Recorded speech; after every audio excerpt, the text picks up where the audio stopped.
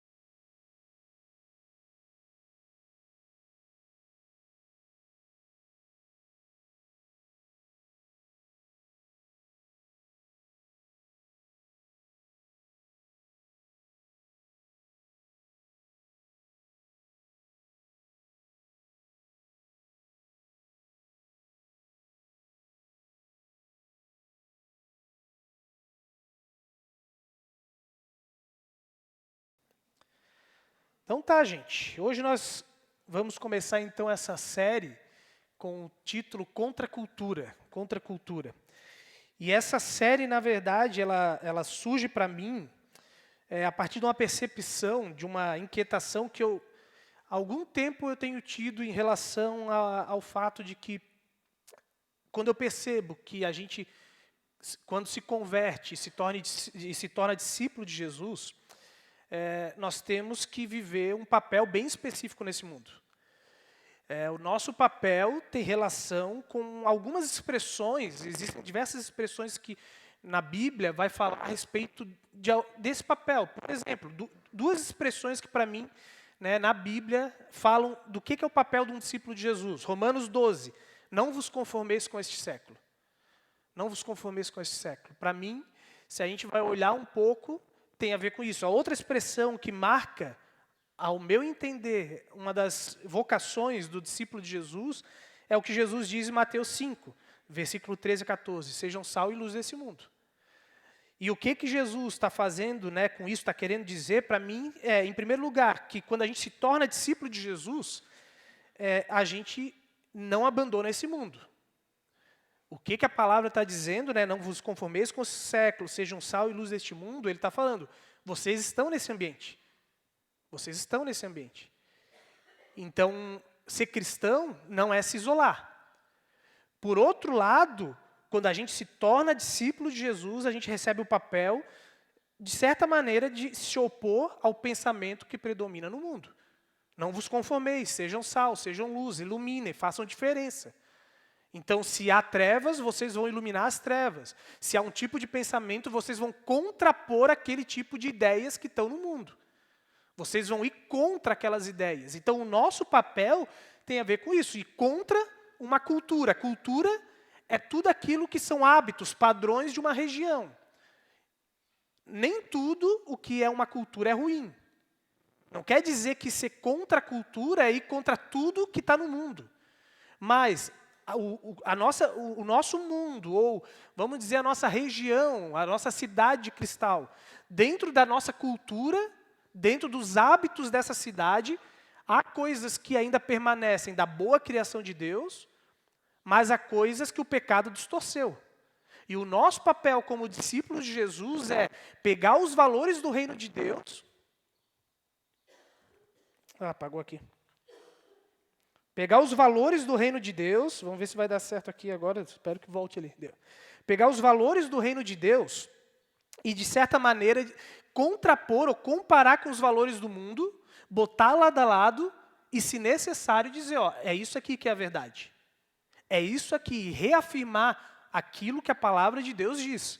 Quando o que o mundo faz, o jeito do mundo pensar e fazer, vai contra os valores do reino de Deus, quando a cultura do mundo é diferente dos valores do reino de Deus, o que tem que prevalecer são os valores, os princípios que estão na palavra.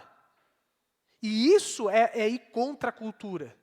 Os valores, a gente, quando se torna discípulo de Jesus, a gente começa a obedecer a Deus. A gente começa a conhecer aquilo que Deus se agrada. E a gente vai defender aquilo. E em muitos momentos, o nosso caminho vai ser ir contra, chocar muitas vezes com os valores do mundo. Então esse é o desafio que, na verdade, eu penso que nós estamos diante nos dias de hoje, que é, nós temos aquilo que nós deveríamos ser como discípulos de Jesus. Por outro lado, a gente vai ver que, de certa maneira, o que me preocupa é que, cada vez mais, os cristãos não estão mais nadando contra a correnteza. Não estão mais lutando contra a cultura. Se há uma figura que me ilustra justamente qual é o nosso papel, é nadar contra a correnteza. E eu não sei se tu já teve a experiência de nadar contra a correnteza alguma vez. Mas é uma das coisas mais difíceis que existe. Uma das coisas que aconteceram comigo e que, de certa maneira, não é um trauma ruim, mas uma vez, indo com um grupo de jovens, a gente foi para um passadia numa casa de praia, e a gente estava lá nadando na praia, e eu lembro que eu cheguei na praia e tinha uma gurizada lá do grupo de jovens nadando no mar. Eles estavam com uma prancha de surf que eles tinham pego. E aí eu estava chegando perto e, de repente, um deles começou a ser puxado pela correnteza, né? E aí eu pulei para nadar para tentar tirar ele. E aquilo ali, eu não sei quanto tempo que durou, mas foi uma das expressões mais difíceis para mim que marcaram o que é nadar contra a correnteza. Porque quanto mais eu tentava nadar e empurrar ele para sair da correnteza, menos parecia que eu conseguia sair. E chegou num momento que eu me cansei de tal maneira que eu comecei a dizer, eu tenho que parar e descansar. Os braços pesavam. Pesavam que eu não conseguia, e eu que sei nadar, eu tenho o hábito de nadar. E os braços pesavam de uma maneira que eu estava quase desistindo. E eu cheguei num momento que eu disse, vai morrer nós dois. Eu tenho que sair para não morrer os dois. E para mim ali expressa um pouco dessa figura do que é nadar contra a correnteza. Não é aquela correnteza de que tu consegue sair, que é um pouquinho um repuxo. Mas o mundo hoje é mais ou menos o que está acontecendo com os cristãos. A correnteza é tão forte.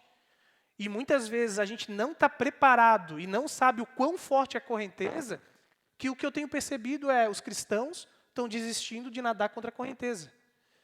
Não no sentido, se você já viu algum tipo de orientação de como sobreviver, né, nadando contra a correnteza, há orientações que vão dizer que no mar a correnteza ela faz um processo de voltar para a praia. Então o certo seria tu nadar a favor da correnteza e esperar que ela te traga de volta. Não estou falando nesse sentido, porque o nosso papel é justamente nadar contra. Não é fazer com que o ciclo, né, vá e volte para o lugar certo, porque nessa correnteza o caminho é realmente para ir para alto mar, do jeito que está o mundo. É para ir para um fundo onde a gente vai se afogar lá e não vai ter mais saída. E o que eu percebo os cristãos cada vez mais estão se moldando aos padrões desse século, onde a gente, para não se cansar, para não se indispor, a gente começa a nadar a favor da correnteza, porque é muito mais fácil nadar a favor da correnteza do que nadar contra a correnteza. E isso tem me preocupado, e por isso que, diante dessa inquietação, de ver o quanto que a gente está com medo de nadar contra a correnteza, que eu pensei, é momento de a gente conversar um pouquinho sobre o desafio que é nadar contra a correnteza. O contra a cultura, viver um processo de ser contra a cultura pecaminosa do mundo. E aí, diante disso, eu diria, como que a gente pode viver esse processo de ser contra a cultura? Como que a gente pode continuar vencendo, continuar insistindo, sem desistir? E ao longo dessa série, é sobre isso que a gente quer conversar. A gente quer observar alguns princípios que são importantes para que a gente viva os valores do reino de Deus, para que a gente não venha a se cansar nadando contra a correnteza e a desistir disso, ou até morrer nesse processo. Hoje, a gente quer conversar sobre o assunto que é resgatar a consciência de peregrino. Então, o primeiro princípio que eu diria, se a gente quer viver contra a cultura do mundo, a gente precisa relembrar, trazer à tona novamente a ideia de que nós somos peregrinos nesse mundo. E eu quero te convidar a abrir a tua Bíblia, se tu tiver, em 1 Pedro, capítulo 1. 1 Pedro, capítulo 1, nós vamos ler do versículo 1 ao 7. 1 Pedro, capítulo 1, versículo 1 até o 7. 1 Pedro, capítulo 1, versículo 1 até o 7. A nossa série vai ser reflexões em cima aqui de 1 Pedro. Então, nós vamos estar estudando a carta de Pedro. E você é desafiado, se quiser, ao longo dos próximos dias, nós vamos, ao longo de setembro, ter essa série. Vai lendo, vai se aprofundando nessa carta, lê com calma ao longo das próximas semanas. Se você tem uma Bíblia de estudo, aproveite para ler realmente com calma. Vai lendo versículo por versículo, vai lendo os comentários, né, da Bíblia de estudo, vai pesquisar na internet um pouco mais sobre essa carta, para que você possa ter ganhos ainda maiores, né? A pregação do culto, se a gente for pensar que é em torno de 30, 40 minutos, às vezes quando eu me empolgo vai a 50 minutos, né? Mas ainda assim é muito pouco, 50 minutos para a gente absorver tudo que Deus quer falar com a gente. Então eu te desafio a não ficar só aqui. Ao longo desse mês de setembro, medite nessa carta de 1 Pedro. 1 Pedro 1, 1 até o 7. Ali diz assim: Pedro, apóstolo de Jesus Cristo, aos eleitos que são forasteiros da diáspora, no Ponto, na Galácia, na Capadócia, na Ásia e na Bitínia. Eleitos segundo a presciência de Deus Pai, em santificação do Espírito, para a obediência e a aspersão do sangue de Jesus Cristo. Que a graça e a paz lhes sejam multiplicadas. Bendito seja o Deus e Pai de nosso Senhor Jesus Cristo, que segundo a sua grande misericórdia nos regenerou para uma viva esperança, mediante a ressurreição de Jesus Cristo dentre os mortos, para uma herança que não pode ser destruída, que não fica manchada, que não murcha e que está reservada nos céus para vocês, que são guardados pelo poder de Deus, mediante a fé, para a salvação, preparada para ser revelada no último tempo.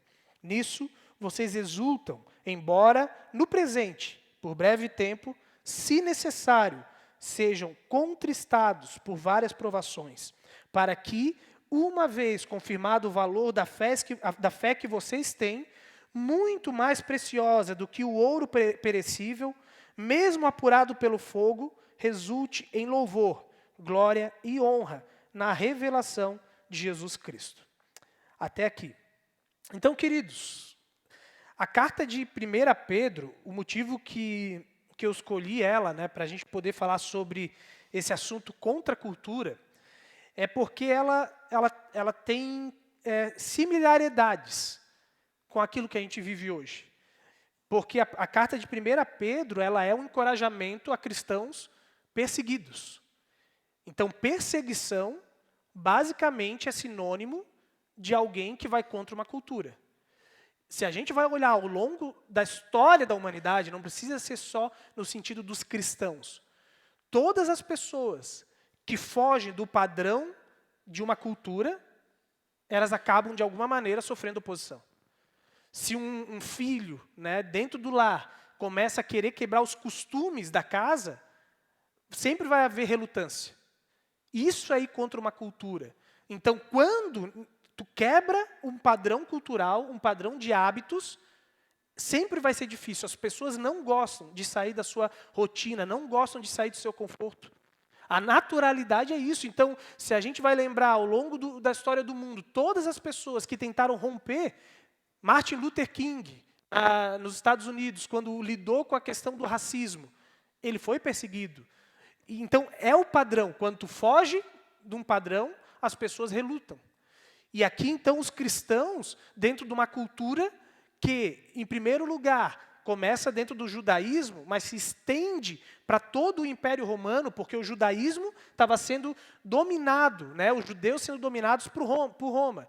Então, aqui, o que está acontecendo? Começa a perseguição com os judeus eles se espalham para todas as outras regiões do Império Romano, e dentro disso, também, pessoas que não eram judias iam se convertendo.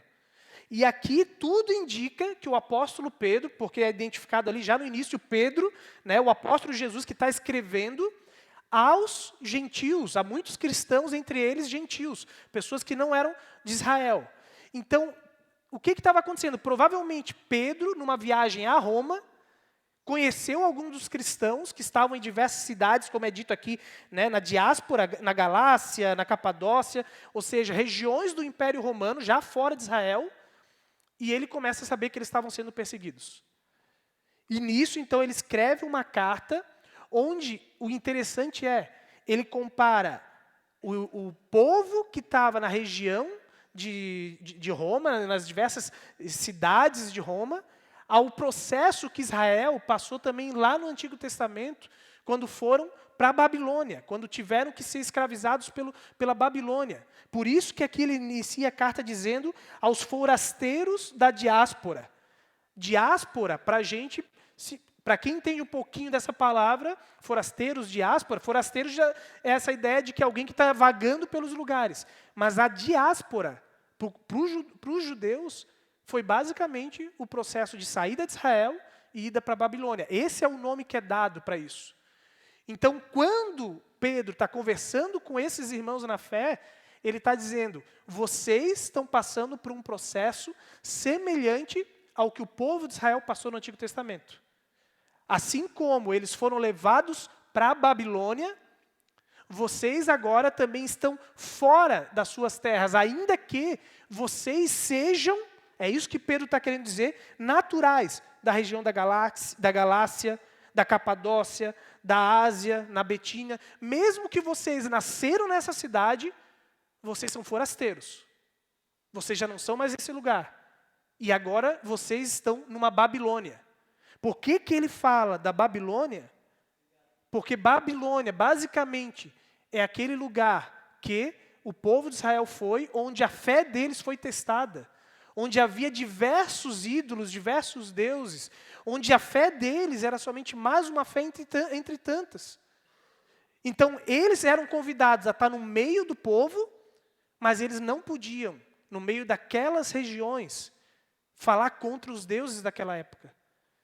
Então, na medida que eles começaram a se levantar, os cristãos, os discípulos de Jesus, para dizer que Jesus era o Senhor, o único e verdadeiro Senhor, começou a haver oposição contra eles. Oposição das lideranças religiosas e oposição do próprio Estado. Então, a carta de Pedro a esses cristãos é uma carta que fala de incentivo, mas também nos ensina a lidar com a oposição em todos os níveis, até mesmo a lidar com os governos. É uma carta que vai dar orientações a como que a gente vai lidar no dia a dia em relação à política e a entender qual o nosso papel diante do Estado. Na medida que o próprio Estado vai se opor aos valores do cristianismo, querendo a gente percebendo ou não.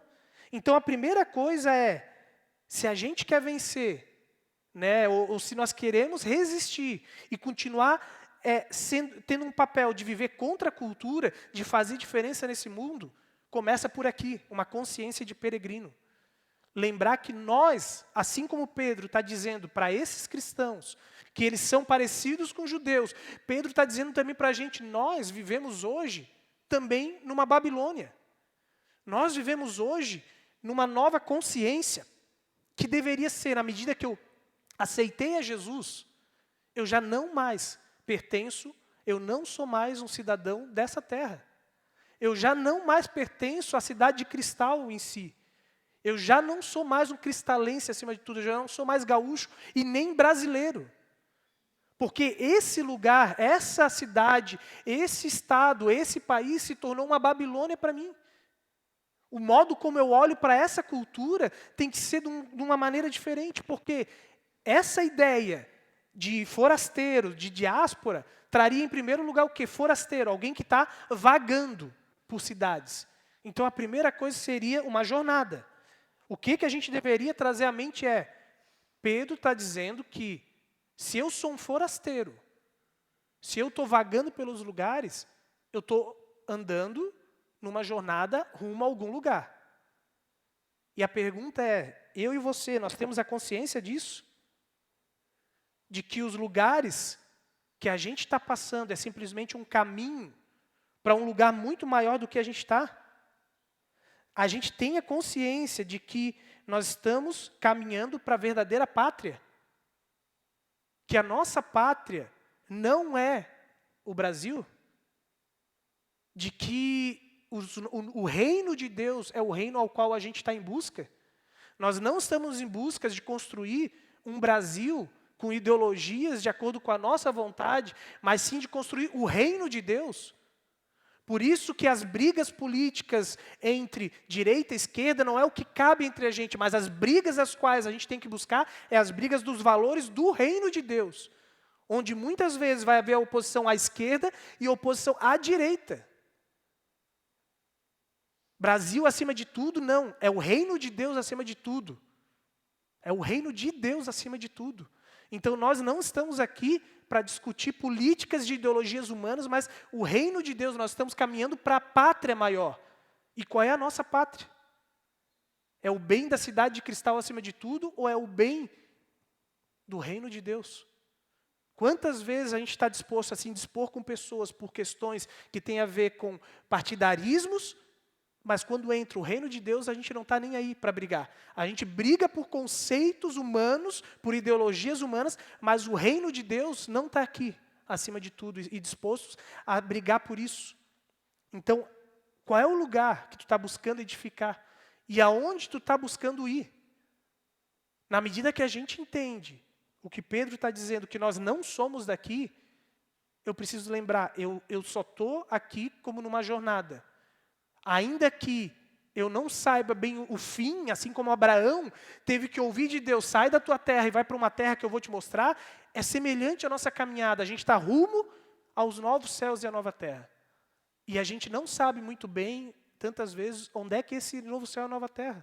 Porque a gente vaga e vaga como se fosse no deserto, o povo de Israel, 40 anos no deserto, vagando, e parece que nunca chega nesse lugar, porque há um tempo determinado para aquele que vai vir guiar a gente, nos colocar nesse lugar certo. Mas eu preciso entender que a gente está numa jornada. E em segundo lugar, se a gente está numa jornada, o que a gente faz enquanto está nesse caminho? Essa deveria ser a pergunta também que vem à tona a partir aqui de Pedro dizendo que nós estamos numa jornada. E o papel de nós como cristãos é ser uma bênção. O que eu faço como forasteiro? Assim como na diáspora, o povo de Israel foi tirado de Jerusalém, de todas as regiões, mas principalmente de Jerusalém, e foram para a Babilônia. O que acontece com esse povo? Lá na Babilônia, o tempo todo, o coração deles estava somente na pátria, que era Israel. É voltar, é voltar, é voltar. E aí Deus vem através do profeta Jeremias, no capítulo 29, e diz, eu é que sei os planos que eu tenho para vocês. Planos de paz e não de mal. E no início ele diz, nessa terra, casem-se. Cuidem desse lugar. Ele fala da estrutura daquele lugar. Ele diz, fiquem nesse lugar e vivam naquele lugar. Edificam, faça diferença. Assim como Abraão foi chamado para ser uma bênção, o nosso papel, junto com o povo de Israel, enquanto nós estamos nessa jornada, é ser uma bênção. Porque, em meio à caminhada de Abraão, ele passou no meio de muitos povos idólatras. Israel, quando saiu do Egito e foi rumo à terra prometida, eles conviveram com muitos povos. E nesse caminho eles tinham o desafio de ser uma bênção para os povos idólatras. Aonde eles passavam, eles tinham que ser uma bênção e fazer diferença. E o nosso papel, que é isso que Pedro está dizendo aqui, nessa diáspora, nessa jornada, é continuar sendo uma bênção no meio dos povos idólatras. Por quê? Ele está dizendo para aqueles cristãos, vocês estão no meio de Roma, de cidades que estão repletas de idolatria. Roma era um dos impérios que era tão semelhante quanto a nossa época hoje. Roma, ele não pregava de que só deveria haver um único tipo de adoração. O Império Romano era extremamente inclusivo, assim como a nossa época é. Roma era repleta de idolatria, repleto de diversos tipos de deuses.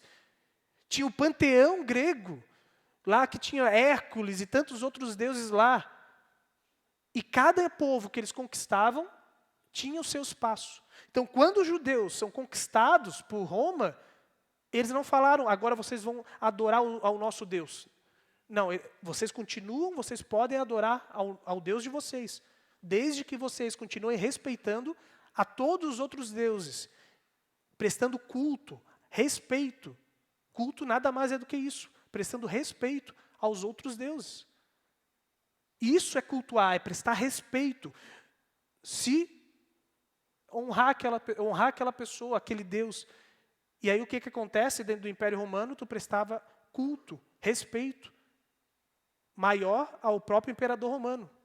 Assim como foi nas épocas passadas, onde todos os imperadores, todos os líderes tinham que ser prestado culto, adoração, honra.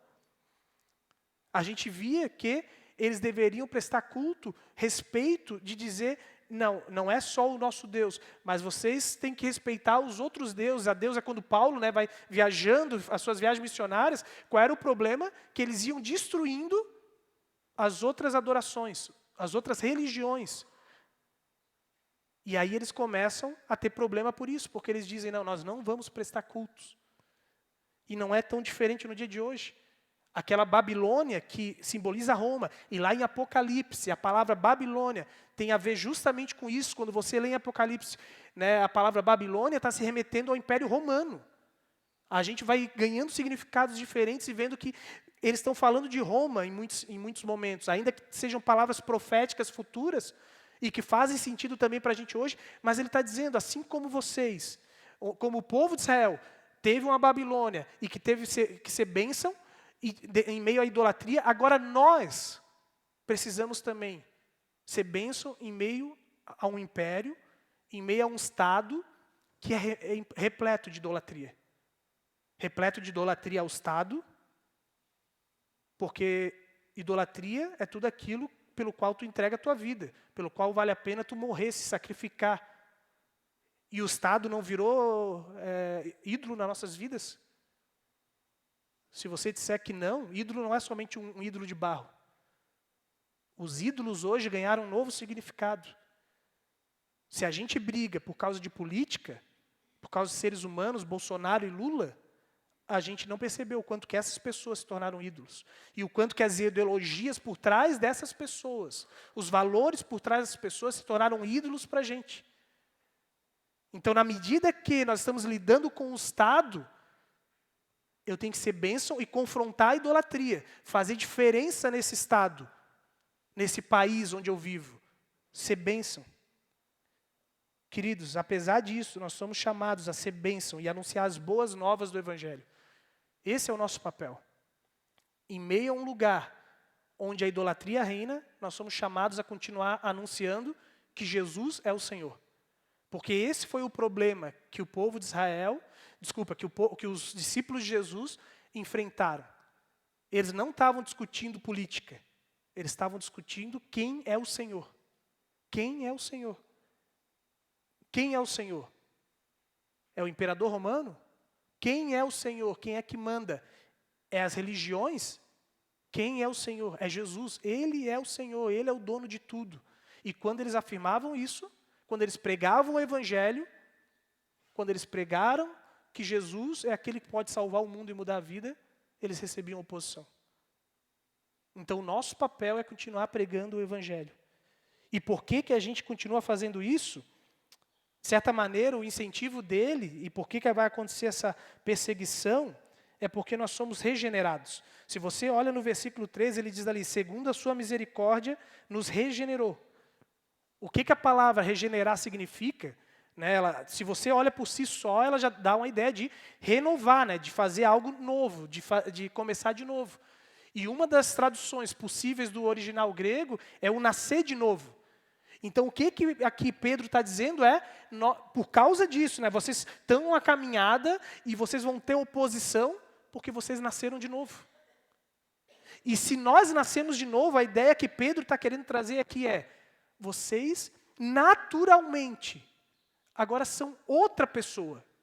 Então, vocês não precisam fazer nada para que recebam oposição. Se vocês realmente nasceram de novo, Só de vocês estarem em alguns ambientes, já que vocês são nova pessoa, e uma nova pessoa tem a ver com caráter, com atitudes, com palavras, totalmente, vocês são outra pessoa, só de vocês estarem no mundo, caminhando pelo mundo, as pessoas vão se incomodar com vocês. Tu não precisa falar nada. Tu não precisa fazer nada. Tu não precisa olhar direito para alguém, as pessoas vão ver, essa pessoa é diferente, porque tu nasceu de novo. Tu é uma nova pessoa. E aí é como vem aquela expressão, vocês são sal e luz. A luz incomoda as trevas. Então, esse é o conceito de peregrino, quando a gente nasce de novo e entra para essa jornada, e a gente caminha por esse mundo, a gente não precisa fazer nada. Se você realmente é discípulo de Jesus, vai haver oposição naturalmente. Porque você nasceu de novo. A luz incomoda as trevas. Então isso significa que, se eu estou nesse mundo e não enfrento oposição, não é oposição por atitudes erradas. Porque tem cristão que gosta de se fazer de coitadinho. Faz um monte de besteira, mente, enrola os outros, tem atitudes de alguém que não é nascido de novo. E aí sofre as consequências do seu pecado. Mas quando tu vive os valores do reino de Deus, quando tu é semelhante a Jesus, porque tu nasceu de novo, naturalmente vai haver oposição. Simplesmente, às vezes, só porque tu expressou a tua opinião. Simplesmente porque no teu ambiente de trabalho, tu age diferente dos outros, naturalmente, sem nenhum esforço. E as pessoas vão dizer, vem o crentezinho aí, não sei o que lá, olha só, isso, não bebe, não sei o que lá, ó, ele não mente, ele não... E para ti é tão simples isso, não é nenhum esforço de repente. Naturalmente vai haver oposição, porque a luz incomoda as trevas. E isso não deixa de ser uma batalha. E essa batalha vai gerar sofrimento. E o que Pedro fala, então, como que a gente vai lidar com o sofrimento? De que maneira a gente pode superar isso? Na medida que a gente vai vivendo a contracultura, ele vai dizer, em primeiro lugar, no versículo 4 e 5, para uma herança que não pode ser destruída, que não fica manchada, que não murcha, e que está reservada nos céus para vocês, que são guardados pelo poder de Deus, mediante a fé, para a salvação, preparada para ser revelada no último tempo. Então, o que ele diz aqui? Motivos para perseverar. Quando a gente se entende como peregrino, a gente precisa ter motivos para perseverar. E o primeiro motivo é, você precisa entender que a tua alegria, o teu prêmio, o que vai te dar satisfação de verdade, que vai te motivar, não está nessa terra. A herança, o prêmio que tu vai receber, não está nessa jornada. É no final da jornada que tu vai receber o prêmio. Então, se tu se entendeu como uma pessoa que nasceu de novo e está agora numa nova jornada, com uma nova mentalidade, com um novo motivo, que é viver pelo reino de Deus, o teu prêmio não está no caminho. Tu não vai se alegrar se teve frutos ou não. Os frutos, na transformação de vidas, etc., servem para saber as pessoas que estão se convertendo. Mas não é se as coisas estão dando certo ou não na tua vida. Não é se tu está sendo feliz ou não, porque o prêmio está no final. Essa herança que Pedro diz, que ela não pode ser manchada, que ela não murcha. Queridos, por que a gente desanima tão fácil nessa terra, nessa jornada? Porque a gente trabalha muito, e muito, para às vezes comprar um celular. Pagar às vezes R$2.000 num celular. Tu trabalha loucamente para ter um celular de R$2.000, R$3.000, R$4.000. E de repente tu está aqui no telefone e ele cai e quebra. E eu, meu Deus, agora, R$2.000. Lá se foi a tela do meu celular. E aí tu fica todo inquieto. Não é o meu celular, tá? Eu ia ficar inquieto também se fosse meu celular, mas eu ainda preciso dele para algumas coisas. Mas eu tenho aprendido a viver e buscar viver desprendido dessas coisas. Às vezes que a tecnologia, para mim, tem que servir não para um vício, mas para uso do reino de Deus. Então, na medida que eu falo para uso do reino de Deus, o que tenho aqui é a pregação. E já aconteceram algumas vezes que eu perdi pregações por causa que a tecnologia não funcionou do jeito que deveria funcionar. Ou eu não cuidei da tecnologia. Hoje eu fico feliz que, teoricamente, está tudo salvo lá na nuvem. Porque uma vez, quando eu estava saindo de Ponta Porã para ir para outra comunidade, eu botei tudo no HD externo, tirei do computador da igreja, botei no HD externo. Quando terminei de passar, o HD caiu e perdi tudo. Todas as minhas pregações, etc. Todas as informações que eu tinha. Mas hoje eu sei que ainda que eu tento me precaver para que eu tenha as ferramentas para o meu trabalho necessário, se eu pegar o meu celular e cair aqui e quebrar, se alguém entrar na minha casa, roubar o meu celular, o meu computador, todas as minhas informações, eu ainda tenho isso aqui. E ainda se eu não tiver isso aqui, esse papel, seria mais ou menos como o filme... fugiu o nome, me veio à memória agora. Tem um filme que o cara lá... um filme meio apocalíptico lá. O livro de Eli. Né? E não tem mais a Bíblia, mas ele decora toda a Bíblia, e no final, não vou falar o final, né? Se alguém quiser assistir, né? Vale a pena assistir, quem gosta de filmes desses assim, apocalíptico e tal, é fantástico o filme nesse sentido, e ele decora, eu já contei spoiler, né? Isso aí não podia contar, já é um detalhe aí do filme, né? Que ele decora a Bíblia, mas ainda que a palavra fica guardada no coração, e os cristãos não eram isso, quantos lugares no mundo a Bíblia, a palavra tem que estar no coração. Então, o que é o teu tesouro? Aonde, Jesus diz, onde está o teu tesouro, ali está o teu coração. Onde é que está o teu tesouro? Qual é o teu maior prêmio? É o fruto do teu trabalho, no sentido de se matar trabalhando, para que você consiga ter um sofá bom, uma casa boa, poder fazer uma viagem boa, ou se a pandemia tivesse tirado tudo de ti, e te deixado um monte de dívida, ainda assim o teu prêmio seria, na jornada final, a herança, o novo céu, a nova terra, onde não haverá mais choro, onde só vai haver alegria eterna. Então, Pedro está falando para eles aqui, vocês vão sofrer perseguições quando vocês forem cristãos, quando vocês viverem fora do padrão desse mundo, vocês vão sofrer. As pessoas vão zombar de vocês, as pessoas vão ridicularizar vocês, mas a herança, o prêmio não é essas coisas nessa terra. Não é vocês terem uma casa boa. A herança é no céu. E por último, ele diz, um outro motivo para vocês sofrerem é para que Jesus seja glorificado. Versículo 6 e 7. Nisso vocês exultam, embora no presente, por breve tempo, se necessário, sejam contristados por várias provações, para que uma vez confirmado o valor da fé que você tem, muito mais preciosa do que o ouro perecível, mesmo apurado pelo fogo, resulte em louvor, glória e honra na revelação de Jesus Cristo.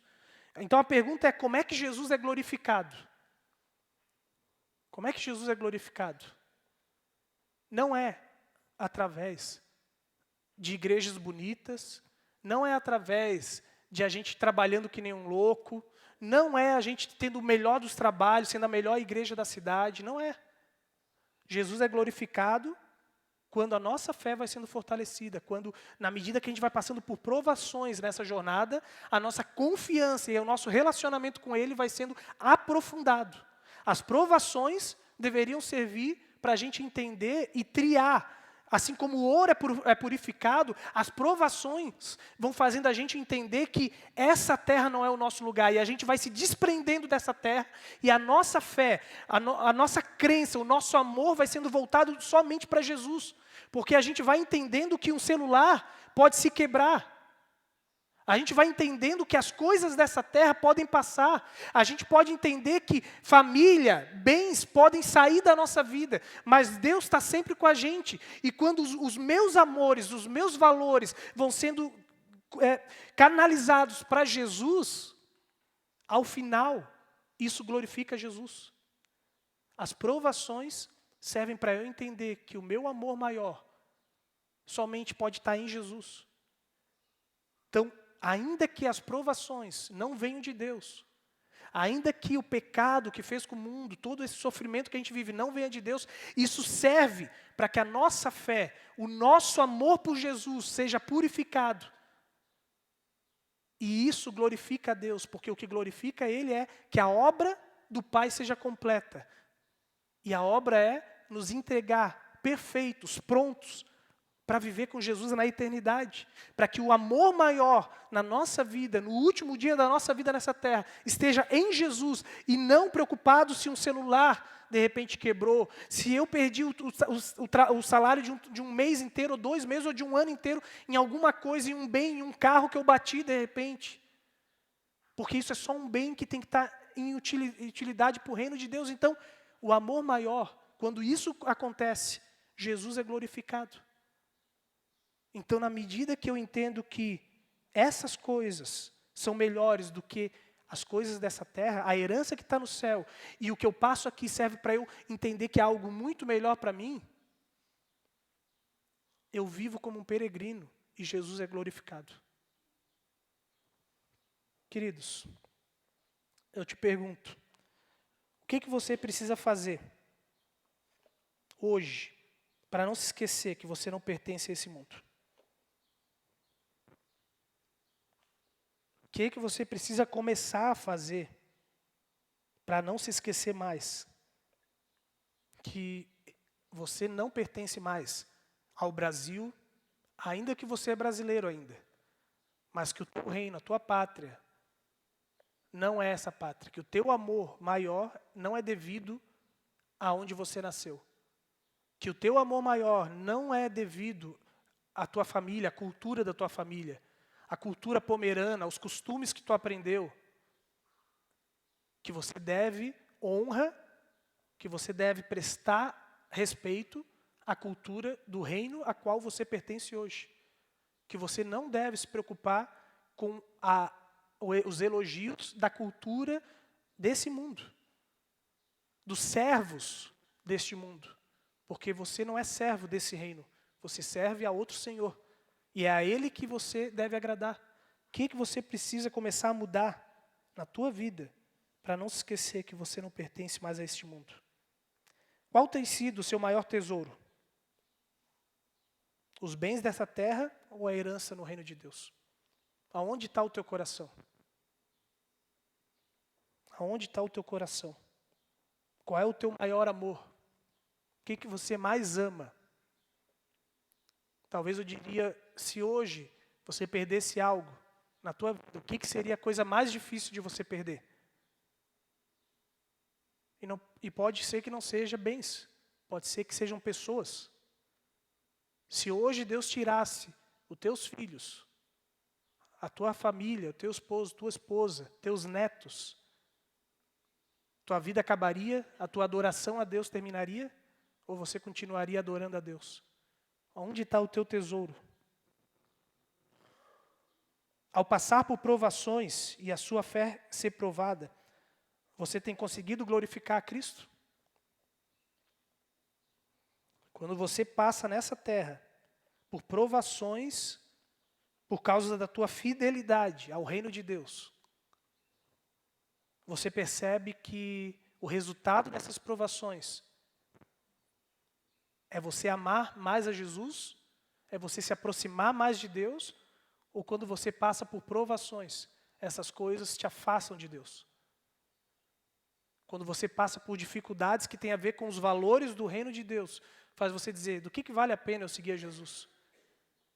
Eu só perco amizades, eu só perco coisas, eu não ganho dinheiro, eu na verdade perco até emprego, me indisponho no meu trabalho por ser cristão, e aí você começa a dizer, não vale a pena, porque todo mundo está prosperando e eu que não estou prosperando. Queridos, que você deixe Deus tocar ainda mais profundamente, através dessas perguntas, que a ideia é para gerar realmente inquietação prática, não inquietações teóricas. Eu não quero que você saia daqui se perguntando o que você aprendeu hoje, mas o que você precisa fazer para ter uma consciência de peregrino, para você realmente sair dessa porta hoje dizendo, o meu reino não é o reino dessa terra. O meu lugar não é aqui. Eu vivo agora nessa jornada para o reino de Deus. Se você puder, fica um tempinho, 1 minutinho em silêncio. Se você quiser anotar algum toque especial que Deus falou com você, aproveite esse momento. Seja no celular, em algum papel. Se você gosta do papel, você pode nos próximos cultos trazer uma caderneta para continuar anotando. Mas aquilo que Deus trouxer à mente em relação a algo dessa mensagem, dessas perguntas, anote isso.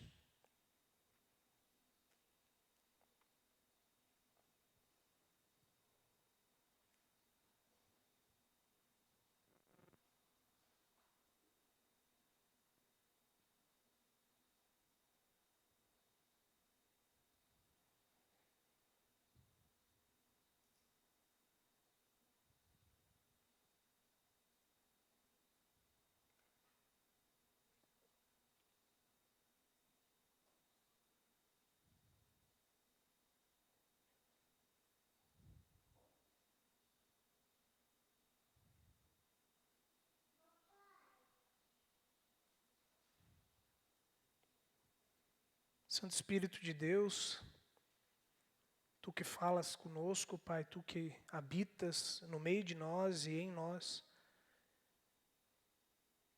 nós te pedimos, Pai, que Tu venha inquietar constantemente a nossa mente, para a gente não se esquecer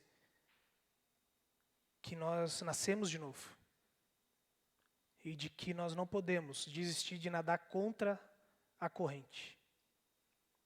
Senhor, é tão difícil nadar contra essa correnteza desse mundo. O mundo nos força a nos moldarmos e tenta moldar, Senhor, os valores do Teu reino, para que se torne mais fácil, Deus, para que a gente não venha incomodar eles.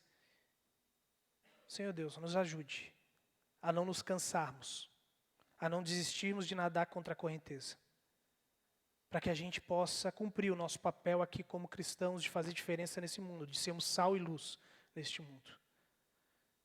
E comece, Deus, fazendo isso, permitindo que a gente jamais venha se esquecer que nós não pertencemos a este mundo mais, que nós nascemos de novo e que agora pertencemos ao Teu reino, e que estamos numa jornada nessa terra, Pai, e que enquanto estamos aqui, nós somos chamados simplesmente a fazer diferença na vida das pessoas, com tudo que somos e com tudo que temos, Deus, porque tudo pertence a Ti e queremos usar para a Tua honra e Tua glória. Pai amado, obrigado que nós não pertencemos mais a esse lugar e ajude, Senhor, a tirar o nosso amor dos bens desse mundo, das heranças desse mundo, Senhor, dessa terra. Que essa terra não se torne o nosso principal tesouro, Deus. Que as coisas que adquirimos, Deus, através do fruto do nosso trabalho, do esforço, não seja o que mais almejamos, Deus, nessa terra, mas que sejam, Senhor, heranças que a gente planta, Deus, para a eternidade. Que a gente continue tendo a coragem de anunciar que Jesus é o Senhor, em meio a um mundo que continua dizendo que ideologias, Senhor, são senhores, que pessoas são senhores, Deus, que políticas, Deus, que religiosidade é o Senhor, que o amor, Senhor, está acima até mesmo do Teu reino. Deus, nos ensine a amar biblicamente. Deus amado, que as provações nessa terra, Senhor, não se tornem motivos. A maré contra, Deus, não se torne motivo de nós desanimarmos. Mas que Tu nos lembre, Deus, que Tu estás purificando o nosso coração, os nossos amores, através dessas provações. Que quanto mais, Senhor, a gente se frustrar com esse mundo, mais o nosso amor por Ti aumente. E que a gente perceba, Deus, que somente Tu é o que a gente precisa. Somente o Teu amor é o que nos sacia. Deus amado, que Teu Santo Espírito nos torne consciente disso todos os dias, a cada minuto da nossa vida, Pai. Amém. Então tá, queridos. Enquanto o grupo de louvor vem à frente, o Roberto vai passar só um aviso que ele tem para dar.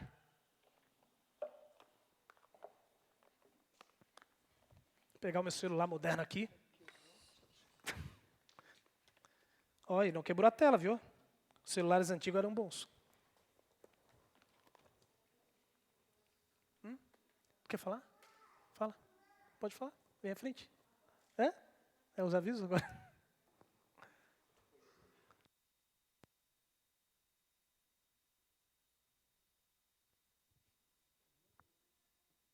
Oi. Bom dia, pessoal. Quero trazer um pequeno lembrete, um convite àqueles que são casais. Tá? tem um programa bem importante, bem legal. E eu queria perguntar uma coisa assim.